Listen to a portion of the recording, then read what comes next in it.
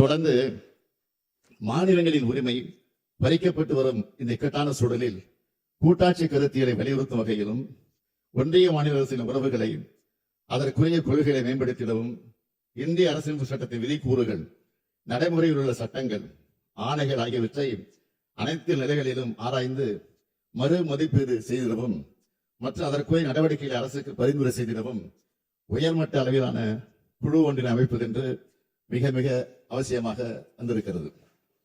இந்திய அரசியலமைப்பு சட்டத்தில் வழங்கப்பட்டுள்ள மாநிலங்களின் நியாயமான உரிமைகளை பாதுகாக்கவும் ஒன்றிய மாநில அரசுகளுக்கு இடையேயான உறவுகளை மேம்படுத்திடவும் உச்ச நீதிமன்ற மேனாள் நீதியரசர் திரு குரியன் ஜோசப் அவர்களை தலைவராக கொண்ட குழு அமைக்கப்படுகிறது.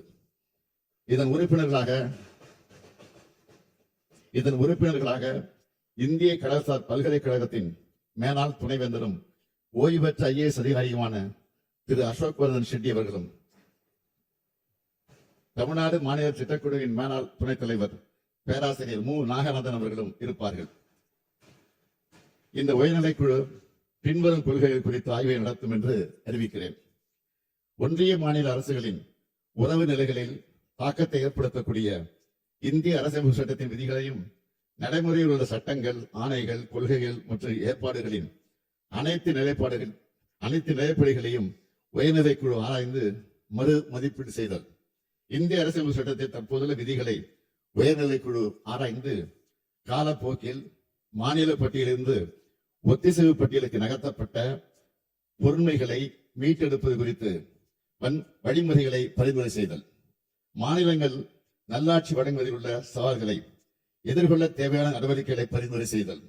நாட்டின் ஒற்றுமை மற்றும் ஒருமைப்பாட்டுக்கு குந்தகம் ஏற்படுத்தாத வகையில் நிர்வாக துறைகளிலும் பேரவைகளிலும் நீதிமன்ற கிளைகளிலும் மாநிலங்கள் அதிகபட்ச தன்னாட்சி உரிமை பெற்றிட உரிய நடவடிக்கைகளை பரிந்துரை செய்தல்.